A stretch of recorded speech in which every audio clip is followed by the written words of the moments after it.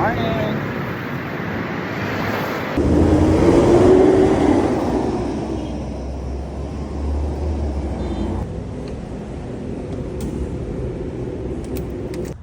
So 6K, pahinga muna tayo.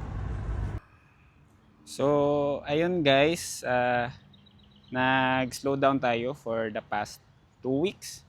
Dahil kung naalala nyo, kung you followed my videos, my post sa social media, last January 11 po yung full marathon natin. So for the past 2 weeks, I let my body to heal and ayun, makarecover naman. So last 2 weeks also ay sobrang busy din sa negosyo dahil bagong taon. So of course, maraming bagong customer, bagong order. So yun yung importante, marami tayong fino-fulfill na orders. And ayun, ganun siya ka-importante yung recovery time, recovery period. Especially after the race. Ayan, so ganon din tayo sa pagninegosyo mga boss bilang isang computer store owner.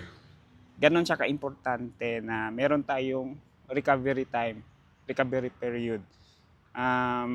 Hindi lahat ng panahon ay kaya ng katawan natin, no? Na sige lang ng sige, pero time will come na kapag nandun ka sa point sa pagninegosyo na sobrang busy nyo, sobrang stress sa negosyo, so kailangan mo ring mag-relax, kailangan mo ring mag-lie low. Yan, so importante yan para makarecover yung buong sistema ng katawan natin. So ganon din sa running mga boss.